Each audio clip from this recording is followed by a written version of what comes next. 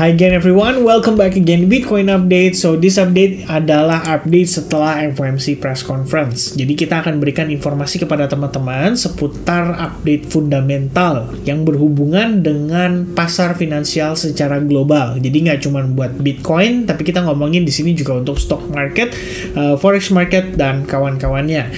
Jadi nanti saya akan sedikit membacakan ya beberapa poin-poin penting yang disampaikan oleh Jerome Powell pada saat press conference tadi ya sekitar jam 2.30 malam ya teman-teman sekalian. Bukan malam sih, tapi subuh ya. Tapi kalau di Amerika mungkin posisinya agak sore teman-teman. Dan kemudian bagaimana implikasinya terhadap harga Bitcoin dan gimana reaksi pasar setelah mengetahui data tersebut. So kita tanpa berlama-lama langsung masuk aja ke dalam update informasinya. Teman-teman, starting dari economic calendar ya. Saya pengen tunjukin ke teman-teman bahwa hari ini tuh sebenarnya yang penting itu bukan interest rate decision-nya. Masalah interest rate decision kita udah bisa lihat dari Fed Watch Tool dari beberapa hari terakhir tuh sebenarnya angkanya udah di atas 90%, hampir 100%. Market percaya bahwa The Fed tidak akan ada kenaikan suku bunga. Nah, salah satu alasannya apa? Karena PCE dan CPI sebetulnya terlihat sudah sesuai dengan harapan dari Federal Reserve. Jadi kalau kita ngelihat teman-teman, yang utama pada malam hari ini, atau bukan malam hari ini ya, tadi malam, itu sebenarnya adalah interest rate projection. Ya, supaya kita tahu nih, pandangan Fed untuk tahun depan ya. Ini kan yang jadi pertanyaan banyak orang ya, termasuk para pelaku pasar. Makanya sebenarnya saya bingung nih, kenapa di sini bintangnya 2 ya? Harusnya ini bintang 3 teman-teman. Karena sebenarnya pelaku pasar itu sudah priced in ya untuk S&P 500, untuk Bitcoin sejak beberapa hari lalu. Bukan beberapa hari lalu lagi, tapi sudah lumayan lama teman-teman.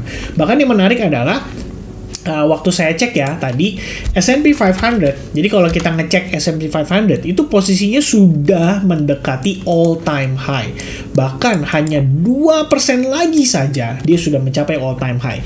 Dan kalau teman-teman perhatikan, proses penguatannya itu sudah terjadi sejak beberapa minggu terakhir ya, dia sudah ada penguatan. Jadi memang sebenarnya priced in sudah terasa sejak minggu-minggu lalu, nggak cuma pada Bitcoin tapi juga pada stock market. Dan salah satu faktornya itu adalah kepercayaan publik setelah melihat data-data yang dijabarkan ya dari data-data sebelumnya seperti non-farm payroll, unemployment rate, itu adalah beberapa data pendukung. Tapi yang utama berbicara soal inflasinya yang sudah mulai aman terkendali. Dalam arti angkanya itu terakhir jadi 3,1%, which is sebenarnya udah sesuai dengan ekspektasinya Fed gitu ya. Jadi malam hari tadi malam itu yang diperhatikan sebenarnya bukan interest rate decision-nya lagi, melainkan press conference-nya dan juga interest rate projection ini. Termasuk salah satunya adalah economic projections. Jadi kalau teman-teman yang mungkin suka baca data, kalian boleh lah lihat data economic projections yang dirilis oleh The Fed nih pada saat Desember 2023 atau lebih tepatnya pada saat pertemuan tadi malam ya. Kita ngelihat di sini ada beberapa yang dipaparkan oleh The Fed, yaitu ekspektasi atau proyeksi untuk tahun 2024. Dan tentu saja ini fluktuatif ya, berubah-ubah terus. Karena kan mereka melihat data by data by data, setiap bulan. Nah, yang menjadi utama itu yang di-highlight yang ini teman-teman. Ya, jadi dari angka 5,1% ya, yang tadinya proyeksi yang disampaikan oleh The Fed pada saat pertemuan September itu mengatakan bahwa di 2024 kemungkinan kita akan tutup dengan angka 5,1%. Tapi ternyata angka itu turun teman-teman, dan nggak sedikit tapi cukup drastis jadi 4,6%. Nah, ini sebenarnya yang bisa dibilang di luar ekspektasi publik. Ya, publik mungkin berpikir atau market mungkin berpikir, oke, The Fed mungkin tahun depan akan pangkas suku bunga. Perkiraan mereka cuma masalah when ya, timing, when ya, kapan nih mereka pangkas suku bunga nih, kapan nih mereka pangkas suku bunga. Jadi pada saat FOMC pada saat Jerome Powell ngomong di hari Jumat tepatnya. Jadi kalau teman-teman ingat, Bitcoin itu sempat rally ya pada sekitaran tanggal 1 Desember ini, hari Jumat, setelah Jerome Powell speak. Ya, mungkin kalau bila perlu ya saya akan bukakan kalendernya deh, teman-teman bisa lihat di sini ya. Pada hari Jumat, Jerome Powell itu speak ya sekitar jam 11 malam ya. Nih jam 11 malam Jerome Powell speak nih hari Jumat tanggal 1 Desember. Dan kalau kalian lihat candlestick-nya itu confirm close di atas dari resistance setelah Jerome Powell speak. Jadi secara tidak langsung, mungkin apa yang disampaikan oleh Jerome Powell dianggap oleh market bahwa adalah sesuatu yang dovish. Ya, dovish dalam arti di sini adalah cenderung menunjukkan bahwa the Fed mungkin pada saat pertemuan yang akan datang itu akan cenderung memberikan statement-statement yang dovish. Ya, dovish ini dalam artian adalah di mana the Fed menunjukkan gelagatnya, dia tidak akan menaikkan suku bunga lagi, kemudian mungkin akan ada potensi atau proyeksi untuk pemangkasan suku bunga lebih early dari yang dibayangkan oleh publik. Tentu saja itu yang diharapkan teman-teman sekalian ya. Dalam artian di sini dengan the Fed melakukan pemangkasan suku bunga lebih awal, itu akan melonggarkan ikat pinggang dari banker-banker yang ada di Amerika Serikat. Karena semenjak kejadian Silicon Valley Bank, sebenarnya banyak banget tuh bank yang kena dampak teman-teman akibat suku bunga yang tinggi ini. Jadi tidak banyak istilahnya orang yang mengambil kredit di bank. Sebab apa? Ketika mereka harus membayarkan suku bunganya yang cenderung lebih tinggi ini, orang-orang jadi nggak mau. Mereka berpikir untuk tidak melakukan ekspansi. Jadi menahan diri untuk mengembangkan usahanya dan berharap suku bunga itu mungkin akan suatu saat nanti dipangkas gitu. Dan dengan proyeksi yang disampaikan oleh The Fed pada tadi malam, ini memberikan kabar yang bisa dibilang cukup gembira untuk para pelaku pasar, utamanya yaitu di stock market atau risky asset teman-teman. Dan karena risky asset di sini, which is Bitcoin dan stock market itu sebenarnya memiliki korelasi yang kecenderungan positif, kita bisa lihat market itu reaksinya cukup baik. Gak cuman itu, gold itu langsung nanjak signifikan hampir 2,4%, dan seketika ya dari proses The Fed mengumumkan ya pada saat economic projections itu dirilis, itu angkanya langsung naik secara drastis dan sangat signifikan. Bahkan sampai menjelang penutupan, gold itu tidak mengalami retracement sama sekali. Luar biasa teman-teman sekalian. Nah, seperti yang saya sampaikan ya, jadi tadi siang itu saya sempat inform ke teman-teman di Telegram. Market itu seharian nungguin apa? Nungguin FOMC ya. Gold di sini terkonsolidasi flat aja, nggak ada pergerakan. Kemudian S&P 500 dan juga Nasdaq. Kalau kalian lihat, ini pergerakan di sepanjang sesi London nih guys, flat, nggak kemana-mana ya. S&P 500, Nasdaq juga sama, flat, nggak kemana-mana.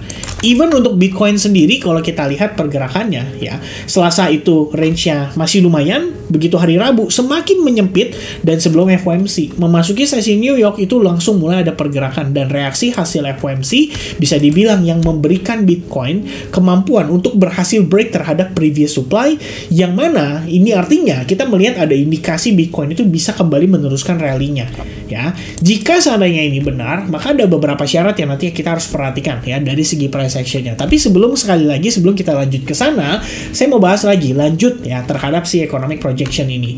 Jadi ada beberapa angka yang disampaikan di sini soal perubahan yang istilahnya kita lihat cukup baik ya untuk 2024 mendatang. Namun tentunya ada beberapa dampak yang tidak sesuai dengan harapan kita ya, yaitu dari segi angka pengangguran diproyeksikan akan naik sekitar 4,1%. Kemudian kalau PCE inflation alias angka inflasi ya sejauh ini sih mudah-mudahan sesuai dengan ekspektasi mereka ya, bisa turun sampai dengan 2,4%. Jika itu yang terjadi, ini artinya The Fed kemungkinan besar akan melonggarkan masalah suku bunganya.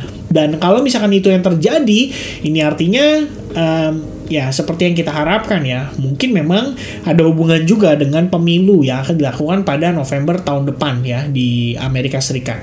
Plus juga katanya sih window dressing teman-teman. Jadi itu ada beberapa faktor-faktor eksternal yang membuat market itu terlihat sangat menarik ya, sehingga para pelaku pasar itu akan lebih mudah untuk FOMO teman-teman. Ya, that's another point yang mungkin kita boleh perhatikan ya. And then apa saja yang disampaikan oleh Jerome Powell pada press conference tadi malam ya. Jadi ada beberapa faktor atau beberapa key takeaways ya. Di sini 5 aja sih sebenarnya, nggak banyak teman-teman. The first one adalah The Fed menahan interest rate atau suku bunga untuk tetap ya untuk pertemuan ketiga ya. Maksudnya untuk ketiga kalinya ya, The Fed memutuskan untuk tidak ada kenaikan suku bunga. Dan bahkan yang bisa dibilang tidak sesuai dengan ekspektasi para pelaku pasar adalah The Fed itu berencana untuk memangkas hampir 0,75% pada pada tahun depan. Jadi mungkin dari 5,5% turun jadi 4,75% ya. Kalau di sini kan dari segi angka di sini kelihatannya adalah 4,6%. Ya itu adalah federal funds rate-nya. Tapi effective rate-nya itu nanti mungkin di 4,75%-an ya, lebih kurangnya teman-teman. Dan itu sebenarnya sangat baik sekali.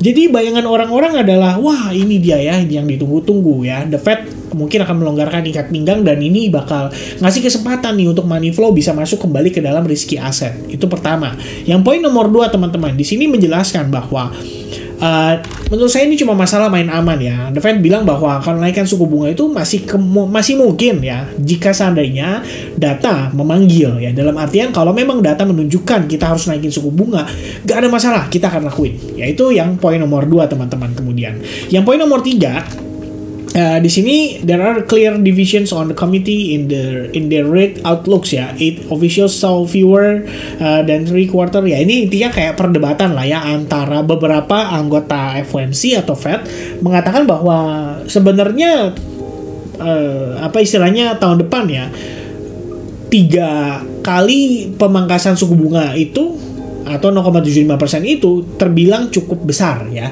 Tapi ada beberapa yang mengatakan bahwa malah harusnya bisa lebih gitu. Ya, jadi ini kayak kontra lah ya, antara ya berbeda pendapat sedikit teman-teman ya.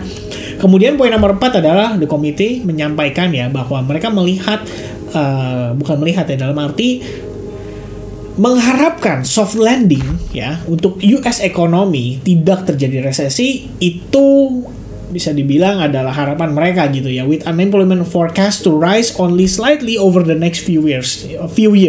Jadi harapannya adalah mereka beranggapan dengan kondisi yang saat ini kita sudah lakukan, mungkin kondisi resesi ekonomi tidak perlu terjadi dan kenaikan pengangguran untuk beberapa tahun ke depan itu hanya terjadi dengan jumlah yang relatif kecil gitu ya. Dan itu mungkin memang menjadi bagian dari kepentingan mereka ya untuk menekan inflasi ya. Memang pengangguran tuh nggak bisa terlalu sedikit teman-teman ya, karena kalau misalkan semua punya pekerjaan ini berarti mengendalikan demand akan menjadi lebih sulit. Menarik sebenarnya teman-teman ya.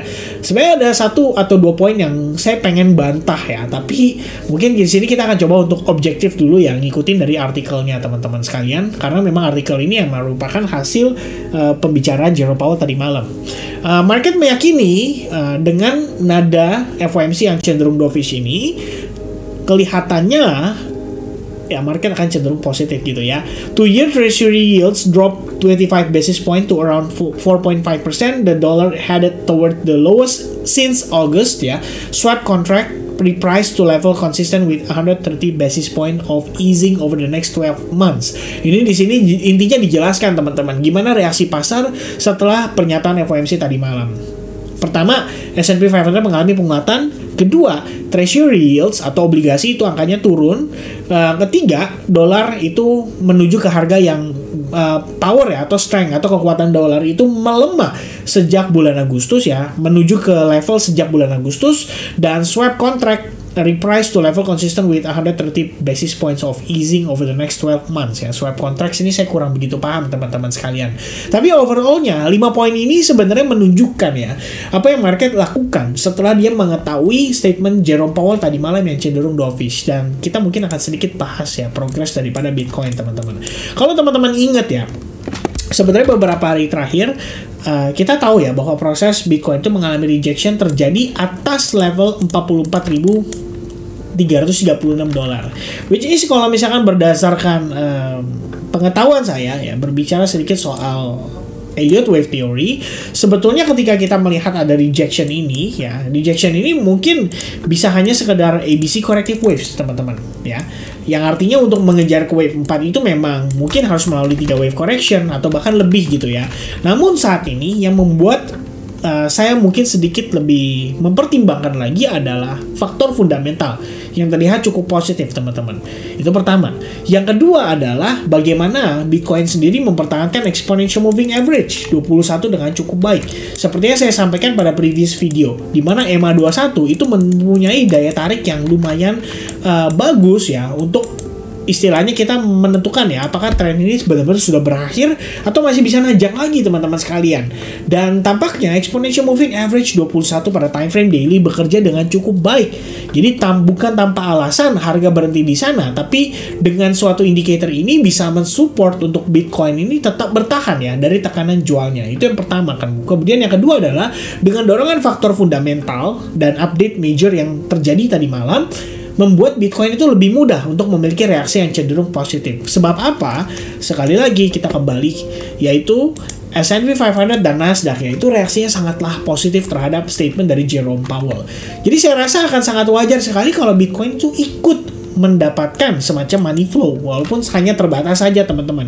Kalau di-compare dengan kawan-kawan yang lainnya gitu ya, termasuk gold salah satunya, seperti yang tadi saya udah tunjukin teman-teman. Nah, mungkin biasanya yang saya pelajari ya dari pattern-pattern sebelumnya, ketika FOMC, NFP dirilis, itu biasanya Bitcoin reaction-nya tuh nggak terlalu berlebihan. Dia reaction-nya delay teman-teman, saat market tutup. Ya, artinya Wall Street sudah tidak aktif berdagang ya, Wall Street sudah tidak aktif melakukan transaksi, Bitcoin baru ke bagian money flow, which is besok ya, di sesi Asia, bukan besok sih, hari ini ya, mungkin sekitar jam 7, jam 8, jam 9, jam 10, teman-teman boleh banget untuk mengantisipasi pergerakan Bitcoin yang diperkirakan akan sangat volatile di sana. Nah, di situ kita baru tahu nih teman-teman, gimana reaksi pasar terhadap Bitcoin. Which is sebenarnya unik. Dengan data yang ada, dengan informasi yang ada, semestinya Bitcoin itu akan sangat mudah sekali untuk dia rebound lagi dan kembali meneruskan rally-nya. Bahkan mengejar ke level yang sempat kita antisipasi, yaitu di kisaran weekly time frame, yaitu level $47.000 ya. That's the only level between 37.650 atau 38.200 yang sebelumnya menjadi resistance kita. Dan setelah itu berhasil di break ya, the only level yang menghalangi kita adalah $47.000.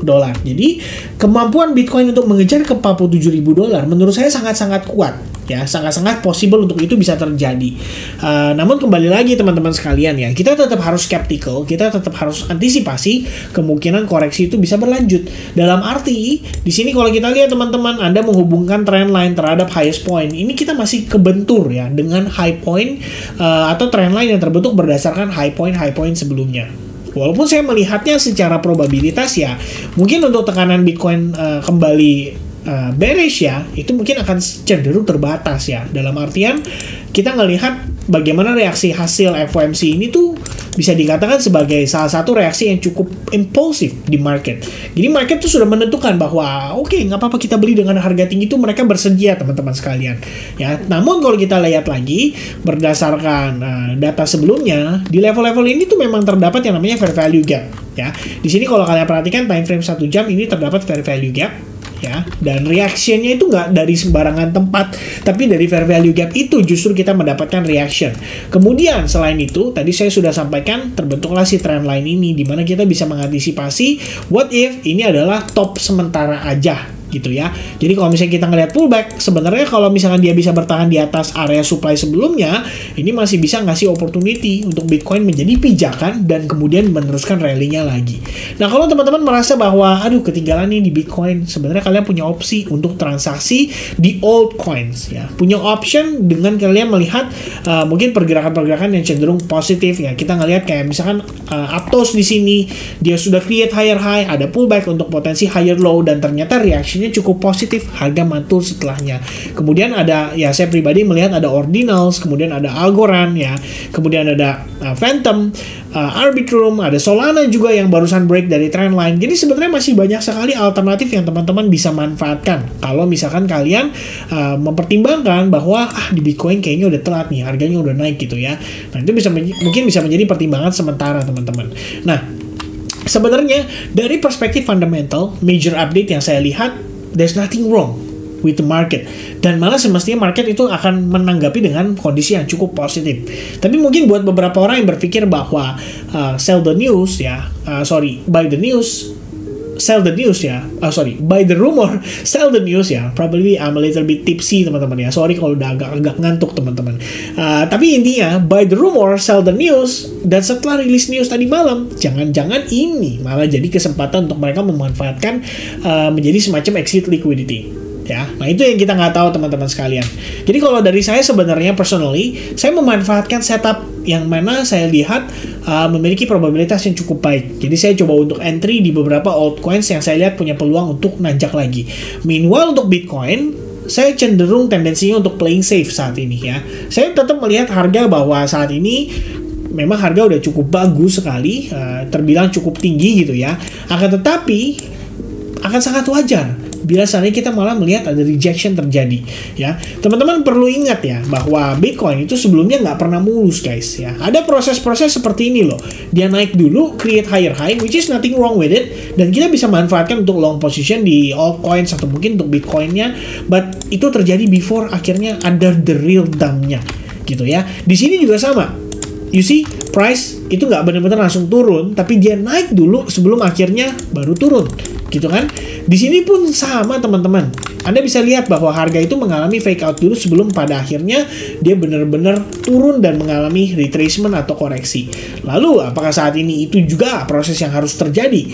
Ya mudah-mudahan nggak perlu teman-teman. Mudah-mudahan harga pada Bitcoin bisa langsung meneruskan rally-nya, menanggapi reaksi yang positif terhadap market di mana FOMC memberikan power tersebut ya untuk itu bisa terrealisasi ya. Jadi untuk saat ini kalau misalnya teman-teman tanya ke saya, bias saya still bullish actually for Bitcoin as long Bitcoin tidak break dari VWAP ya, yang saya sudah mention selama beberapa waktu terakhir ya, terutama di video-video yang mungkin sebelumnya saya update. Dan bahkan sebenarnya hari ini pun kalau teman-teman saya pengen ajak mampir lah ya untuk kita ngelihat sedikit update ya yang bisa saya berikan teman-teman.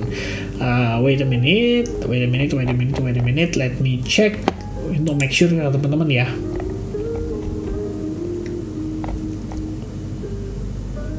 Alright, this one ya teman-teman. Let me share Windows Discord. Nah teman-teman bisa lihat di sini ya, guys. Saya update sedikit progress market. Ini saya lakukan yesterday, tanggal 13 Desember, jam 3:30 pagi. After Bitcoin 2 minggu terakhir, lari impulsif, sangat wajar bila market sekarang mengalami konsolidasi atau koreksi. Lalu untuk alt, saya lihat perspektifnya, mostly-nya masih bullish. Sebetulnya ada beberapa alternatif untuk sell short, tapi plan saya masih mau menunggu Bitcoin confirm sekali lagi, break dari VWAP, agar lebih confident jika seandainya saya mau sell short. Meanwhile, menunggu hal tersebut menjadi valid, saya ada beberapa setup untuk entry di long side, tapi semua dengan risk yang tipis terlebih dahulu. Mengapa? Karena saya lebih prefer menunggu sampai FOMC memberikan kejelasan. Dan malam ini kita udah dapat kejelasan itu. Makanya saya mempertanyakan teman-teman sekalian, apakah ini adalah sebuah momentum untuk Bitcoin meneruskan rally-nya? Yaitu yang mungkin kita butuh konfirmasi terakhir adalah berhasil break terhadap trendline dan juga area fair value gap itu. Meanwhile, buat altcoins, beberapa yang saya melihat memang setupnya udah oke gitu ya untuk di-execute. Mungkin saya akan pertimbangkan untuk execute ya, tapi itu kembali lagi kebijakan masing-masing teman-teman ya. Tadi saya menyampaikan hal tersebut, saya bahkan nge-spill beberapa koinnya. Tidak ada harapan dari saya untuk teman-teman ikut secara membabi buta, dan saya tidak mengharapkan istilahnya rasa terima kasih dari teman-teman gitu ya kalau suatu saat nanti teman-teman untung. Cuman kalau teman-teman salah dalam mengambil keputusan, harapan saya juga tidak menyalahkan orang lain, karena itu semua keputusan berada di tangan masing-masing. Oke, saya harap teman-teman bisa memahami apa yang saya sampaikan melalui video ini. Mungkin untuk menutup, saya pengen nunjukin sedikit chart Bitcoin dominance supaya teman-teman punya gambaran ya, bahwa saat ini Bitcoin dominance itu menunjukkan progresnya itu masih dalam keadaan bearish guys. Thanks God-nya di sana ya. Kita ngelihat ini lower high, ini lower low, and then saat ini kita lagi ongoing pullback. Jadi nggak salah kalau misalnya kita gunakan Fibonacci retracement dan kita ngelihat saat ini dia ada di level di 0,71 atau 0,618. If we see another rejection terjadi kayak gini, ini bakalan bagus banget ngasih opportunity untuk altcoins-nya bergerak. Tapi kita butuh itu untuk memberikan kita konfirmasinya saat ini ya. Kalau itu sudah terkonfirmasi, Anda udah lihat Bitcoin dominance mengalami penurunan yang lumayan impulsif, dan it's a very green light buat teman-teman execute di altcoins-nya. Terlepas dari itu, kembali lagi ke analisa, masing-masing. So everybody, thank you very much guys yang udah nonton video ini sampai finish. Mudah-mudahan informasi yang saya sampaikan sekali lagi bisa tersampaikan dengan cukup baik. Dan jika kalian nonton sampai finish, don't forget to type finish guys, dan tambahkan 1%, karena teman-teman adalah golongan yang menyelesaikan informasi ini secara penuh. Dan tentu saja harapan saya, doa saya adalah buat teman-teman yang nonton sampai finish bisa mendapatkan seluruh informasi dengan baik dan menyerap informasi serta value-value yang selalu saya berikan melalui YouTube channel ini ya. Harapan saya adalah yang terbaik buat teman-teman, sukses selalu, sehat selalu, penuh dengan rezeki, banyak rezeki, dan juga ya sama aja ya, banyak rezeki dan juga profit selalu di market. So God bless for all of you. I'll see you guys again in the next update. Cheers and goodbye guys.